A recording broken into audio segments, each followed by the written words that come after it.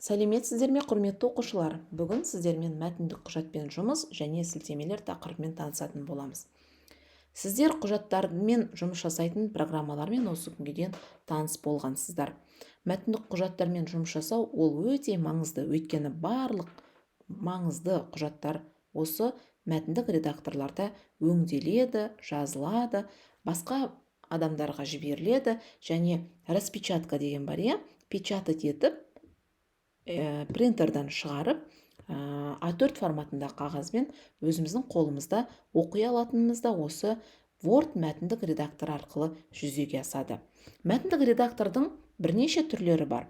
Мысалға Microsoft Word болатын болса, электронды, яғни түрінде ол Google Docs деген түрі бар, немесе басқа да түрлер бар. Бірақ олардың ішінде ең кең тарағаны ол осы Microsoft Word бағдарламасы. Кең тарағаны және әлем бойынша өте көп қолданылатын, ресми қолданылатын осы Microsoft Word бағдарламасы.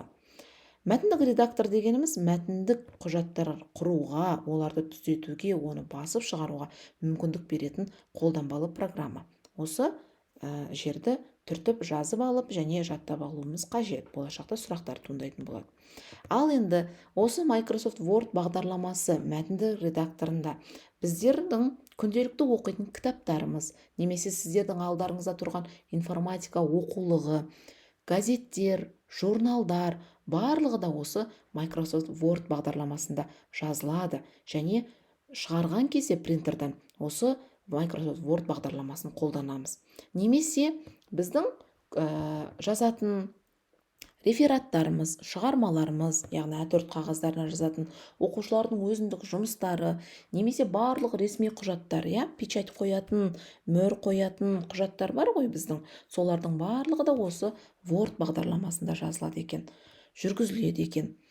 Сонымен қатар электронды оқулықтар, яғни біз өзімізбен бірге саяхатқа шыққанда, жолға шыққан кезде қазір көптеген жастар шынайы кітаптардың орнына электронды оқулықтарды қолданады. Бірақ сол электронды оқулықтардың өзінің электронды түрлері осы Microsoft Word бағдарламасында жазылады екен. Яғни бұл Microsoft Word мәтіндік редакторы біздің өмірімізде өте маңызды рөл атқарады екен. Себебі қазір барлық құжаттар, кітаптар жазылу керек, жасалу керек, ал оны Wordсыз біз жасай алмаймыз, жүргізе алмаймыз. Енді Microsoft Word бағдарламасымен жұмыс жасау кезінде біз бүгін қандай тақырыптармен танысатын боламыз? Яғни оның мазмұн жасау, сілтеме қою, сноски, яғни нұсқама қою деген секілді бірнеше жаңа ақпараттармен танысатын боламыз. Мынау Microsoft Word бағдарламасы және мұнда бірнеше бөлімдер бар. Яғни біз Word бағдарламасында жұмыс жасауға мүмкіндік алатын, түрін өзгертуге болады, текстің түсін, көлемін өзгертуге болады, кесте қоюға болады. Дәл сол секілді бүгінгі біздің тақырыбымыз сілтеме, яғни ссылки деп аталады. Енді сіздерде бір сұрақ туындауы мүмкін. Неге Word бағдарламасы бұл орыс тілінде? Неге біз қазақша болмайды деп, Өйткені Microsoft Word бағдарламасын әлемдік елдерде барлығы да ең бірінші болып жасап шыққан бұл ақш-тағы өнертапқыштар. Яғни Word бағдарламасын ойлап тапқандар бұл ағылшындар, яғни ағылшын тілінде жасалған. Ал енді оны әлемдегі ең маңызды деген бірнеше тілдерге аударған. Олардың ішінде осы орыс тілі, француз, жапон тілдері деген секілді. Егер қазақ тіліне аударылатын болсақ, бұл кішкене күрделі жұмысты талап етеді және оны қазақ жастары жасап шығару керек және оны әлемдік деңгейде қолдануға мүмкіндік алу керек. Сол үшін ол кішкене күрделі жұмыс болғандықтан бізге осы орыс тілінде Word бағдарламасын қазірше қолдануға тура келеді. Болашақта мүмкін біз бұны қазақ тіліне толықтай аударып, толықтай қолдануға мүмкіндік алуымыз мүмкін. Енді осы ссылкидің ішінде нұсқама, мазмұн қою, ссылка қою, гиперссылка қою деген секілді бөлімдермен танысатын боламыз. Олардың ішінде мазмұн дегеніміз не? Мазмұн дегеніміз бұл кез келген кітапта немесе ғылыми жұмыстарда немесе реферат, оқушылардың өзіндік жұмыс деген секілді қай бетте қандай ақпараттар көрсетілген, яғни тақырыпшалар бар ғой кішігірім. Мысалға сіздердің информатика оқулықтарыңыздың өзінде қаншама бөлімдер, қаншама тақырыптар бар, иә? Ол тақырыптардың қай бетте қандай тақырып орналасқан, қандай тақырыптар бар деген секілді алдын ала көруге, немесе іздеген кезде тез тауып алуға, немесе қорытынды жасауға келген кезде бізге осы мазмұнын ашсақ, осы кітап жайында толық ақпарат береді.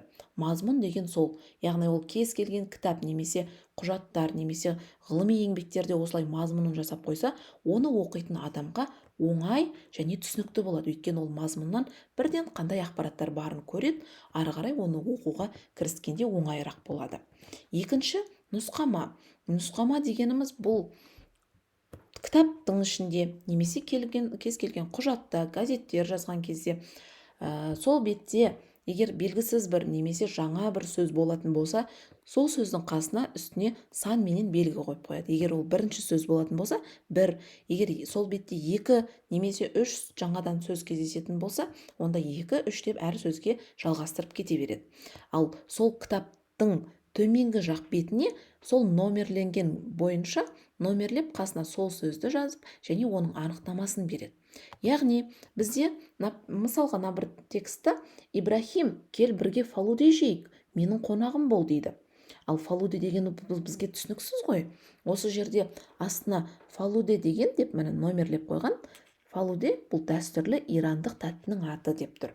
Яғни жаңа кез келген жаңа немесе түсініксіз сөз болатын болса, оны астына осылай белгілеп кетсек, нұсқама ретінде ол оқып отырған оқырманға түсінікті болады. Бұл мүмкіндікті де біз Word бағдарламасы арқылы жүзеге асырамыз.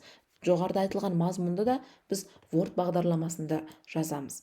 Одан кейінгі жаңа тақырыпшамыз бұл сілтемелер мен әдебиеттер тізімі. Кез келген кітап жазғанда немесе белгілі бір оқулық немесе ертегі кітап жазғанда міндетті түрде олардың соңғы беттеріне немесе жай осындай презентация жасаған кезде де жаңа тақырыпқа біз сілтемелер қоюымыз керек. Ол сілтеме дегеніміз не? Осы жоғарыда айтылған ақпараттар, яғни кітапта көрсетілген ақпараттар немесе сол жаңағы баяндамада көрсетілген ақпараттар қайдан алынды? Интернеттен алынды ма, немесе белгілі бір кітаптардан алынды ма, соларды көрсетуіміз керек. Дәл қазіргі таңда екі үлгісі бар. Ол бірі авторлар, яғни ол кітаптар, мақалалар, бір белгілі бір баспаларда шыққан ақпарат көздері, оларды автордың аты жөнін жазуымыз керек, кітаптың шыққан жылын жазуымыз керек, кітаптың тақырыбын жазуымыз керек. Ал егер оны біз интернеттен алатын болсақ, мына екінші үлгідегідей электронды дерек көз.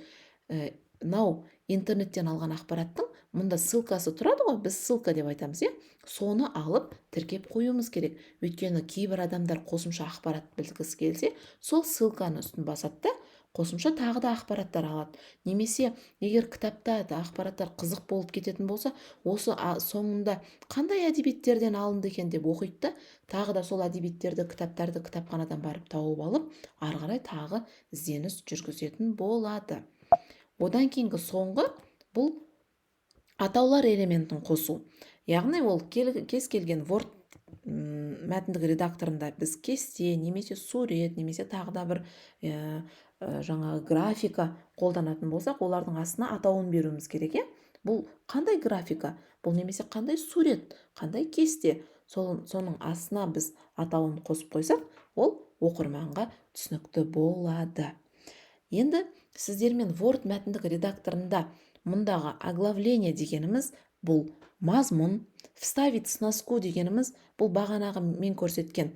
Мына соңына шықты, бұл нұсқама, яғни жаңа сөз немесе түсініксіз сөздер кезінде қолданылады. Вставить ссылканы бассақ, біз қандай автордың кітабының жылы аты қандай, жылы қандай, баспасы қандай, соны қосуға болады. Және гиперссылка арқылы біз мұнда электронды дерек көздерден алатын болсақ, сол ссылкаларды копировать етіп, вставить етіп, дерек көздерді соңынан белгілеуге болады екен. Онымен сіздердің мұғалімдеріңіз толығырақ таныстырып, ары қарай осы Word мәтіндік редакторында жұмыс жасайтын боласыздар.